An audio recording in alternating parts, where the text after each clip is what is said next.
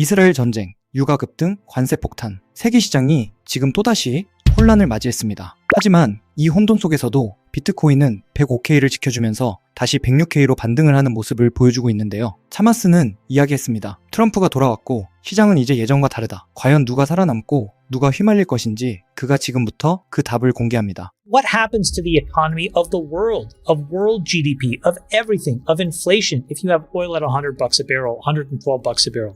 It's not good. I think this is where I'm glad that it's President Trump in the seat. I think he's shown a consistent desire to off-ramp all of these conflicts, and we're way, way, way better off. But you see this, like every time we're on the verge of victory, somebody in the military-industrial complex invents some, escalation of something so that we can just go to war. It's the answer always seems to be, let's go to war, or let's support a war, or let's enable a war. And the bulwark to that has been the president. If we go to war, Tucker's right. This totally screws everything up. I mean, you could see oil double. So you have to wonder, why would people want this escalation? Who wants this escalation? Donald Trump has been speaking about tariffs for 40 plus years. Yep. So this is not a new thing. And I think that he tried this in Trump 1. But to your guys' point, it didn't really go well because he didn't have the team around him that had his back.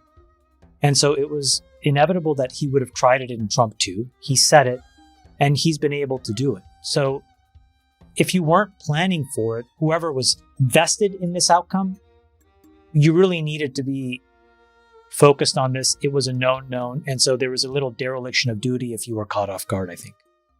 And we've said this all year since January 1. The Trump administration does not care about the stock market. But why did this happen? This happened because it was very clear to me early on that the rhetoric had shifted. This is part of why the stock market has reacted so violently today. This is a $750 billion to trillion dollar event. Okay, this is a big moment in the market. Scott Bessent, what a cold quote yesterday. The equity market sell-off is a Mag 7 problem, not a MAGA problem. So there again, putting all of this into the realm of this is a known. But why did this happen? This happened because it was very clear to me early on that the rhetoric had shifted to say, we care about people that have working class and middle class jobs. None of those folks are deeply invested in the asset economy the way maybe some of us are. So I think it's pretty clear. One, Trump has had a 40-year view on tariffs. They're going to go through with this and they're going to see it through. I don't think you're going to see this grand capitulation. Two, they are okay with the volatility in the equity markets. And then three, which is the other thing that we've been talking about a lot, is where does this move our practical financing costs? What is this, right? We've talked about this. We have $6 trillion we need to finance in the next 9 months.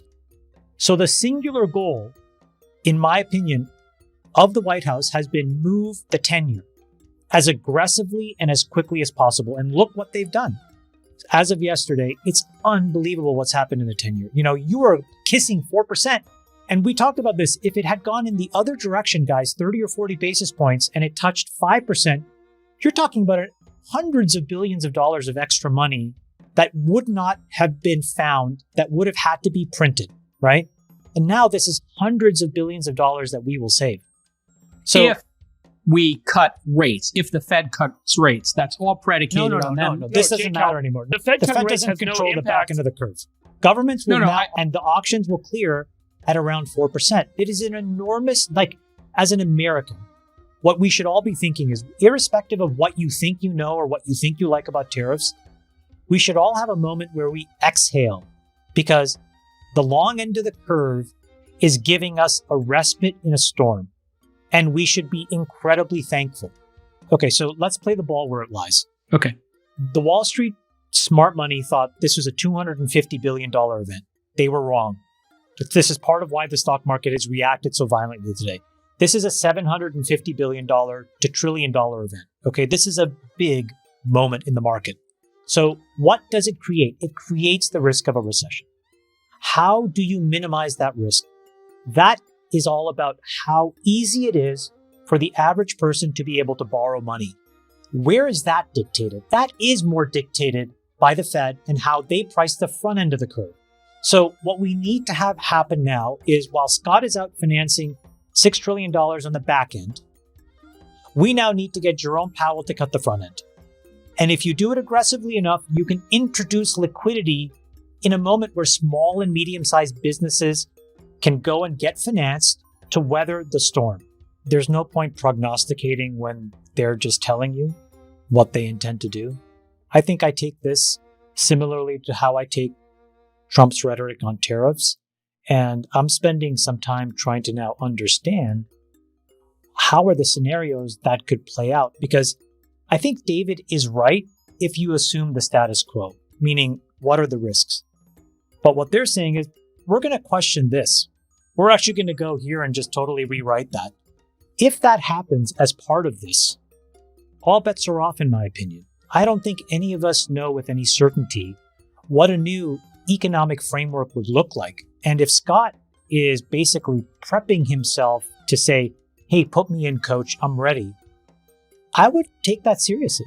But if this moment, if it's a catalyst, to your point, where everybody is forced into the room and Trump leads a grand bargain across the 50 or 60 most important trading partners in the world, what does that look like? Like it's almost like, okay, we're reestablishing something that's akin to the United Nations and what the United Nations was meant to be post-World War II.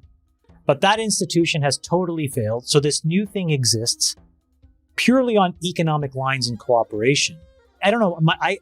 I struggle, actually, to your point, to kind of imagine what are the outcomes. But there's so many unbelievable outcomes in that scenario if they were able to get the top 50 commercial mercantile countries together in a room and say, let's hammer something up. 차마스는 거대한 시장의 구조적 전환에 대한 이야기를 하고 있었습니다. 지금 트럼프가 미국이 현 국제 경제 질서를 다시 세울 것이라고 이야기를 했는데요. 그 속에서 비트코인이 어떤 역할을 하게 될지는 안 보듯 뻔하죠. 트럼프는 국채 위기 속에서도 비트코인을 국가 전략적 자산으로 채택했고 앞으로 그 규제는 더욱더 완화될 예정입니다. 이러한 환경 속에서 트럼프는 자신이 원하는 바를 숨김없이 드러내고 있는데요. 심지어 최근 이스라엘과 이란의 전쟁에 대해서 합의도 좋지만 싸워서 해결하는 것도 방법이라는 의견을 내비쳤습니다. 그리고 우리의 비트코인은 이런 혼란 속에서 조금 하락하는 듯 했으나 다시 가격을 잘 보호해주고 있습니다. 여러분들은 이 이야기를 들으면 어떤 생각이 드시나요? 이런 시장 상황을 보면 오히려 지금 가격이 세일 구간이라고 느껴질 정도인데요. 그런데 여러분, 전문가 얘기만 듣고 사면 부자 될 것 같지만 시장은 그렇게 호락호락하지 않습니다. 코인 시장은 세력과 자본이 지배하는 구조입니다. 진짜 정보는 공개되지 않습니다. 저희는 여러분이 최소한 5분 먼저 움직일 수 있도록 실전 데이터를 무료로 공개합니다. 하단 링크 클릭하고 기회를 잡으세요.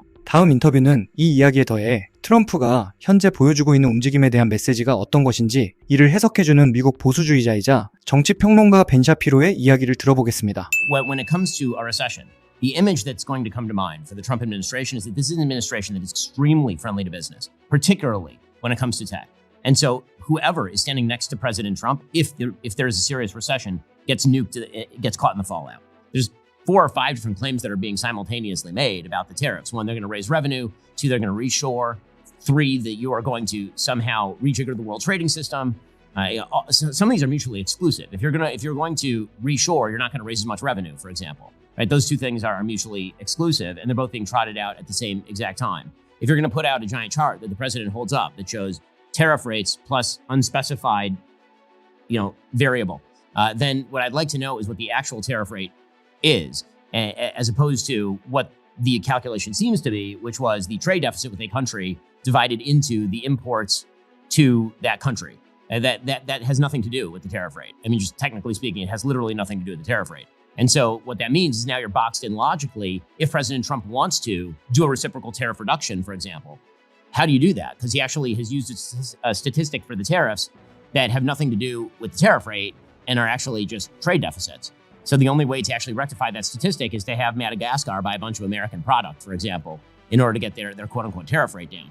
Again, I think that the thing about President Trump is that he may not be serious in every single thing that he says, but he is very clear that when he says a thing over and over and over, there is no hidden motivation. And this is the part that I always have trouble with sort of the 40 chess reads on President Trump. there's almost never a hidden motivation. He pretty much just says the thing that he thinks, right? It's one of the things that makes him so popular and authentic is that there isn't a 4D chess game being played. If he says that he wants a thing to happen, it's because he actually wants the thing to happen. Now, the thing about President Trump is he's also a realist. So if a bunch of bad headlines hit him, he may then change his mind and decide that he wants to drive a truck directly through the center of the tariffs because the prices are going up too much on, for example, semiconductors. So one of the big exemptions from these tariffs is in fact in the area of semiconductors. Again, there you see a sort of couple of different justifications that are mutually exclusive that are fighting each other. One of them is the idea we need to reshore semiconductor production because it's a national security asset. And the other is we need to raise revenue on semiconductors. So he exempted them, which kind of bollocks up the logic.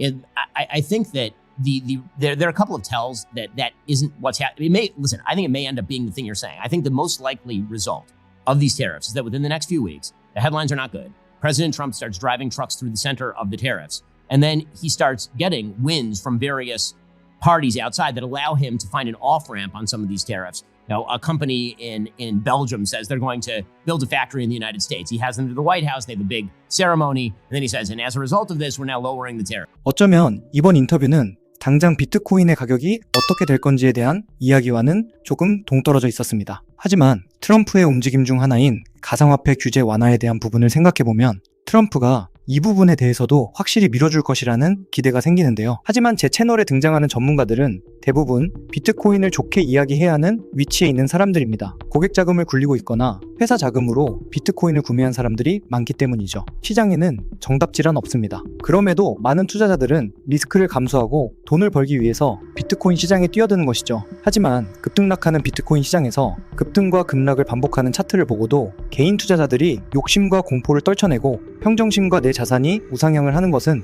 말처럼 쉽지가 않으실 겁니다. 저 또한 전업투자자 생활을 오래 했지만 항상 좋은 자리를 기다리고 인내해야 수익을 조금씩 낼 수 있었습니다. 그래서 저희 앤드류 트레이딩 팀에서는 어떻게 하면 일반 개인 투자자들도 투자 시장에서 수익을 낼 수 있을까? 구독자분들께 어떻게 하면 조금이라도 도움을 좀 드릴 수 있을까? 고민을 하다가 구독자분들도 비트코인이 명확하게 상승 추세가 나왔을 때만 투자를 하실 수 있게 한다면 수익이 조금 나지 않을까? 라는 생각을 하게 되었는데요. 제가 전업 투자를 하면서도 개발자로 오래 일을 했기 때문에 저도 써볼 겸 유료 결제를 해서 결국 만들었습니다. 바로 비트코인이 정말 신뢰할 수 있는 상승 추세인 건지 횡보인지 하락인지 알 수 있게 도움을 주는데요. 지금 보고 계시는 건 비트코인 차트인데요. 제가 빨간색 네모박스로 표시해둔 곳을 보시면 주황색 61선과 파란색 121선이 교차하는 구간에서 추세가 변동되는 걸 보실 수 있습니다. 실제로 지금 비트코인은 최근에 61선과 121선이 데드크로스 하방 교차하면서 조정이 나오고 있는데요. 제가 운영 중인 앤드류 관점 채널에서는 보시다시피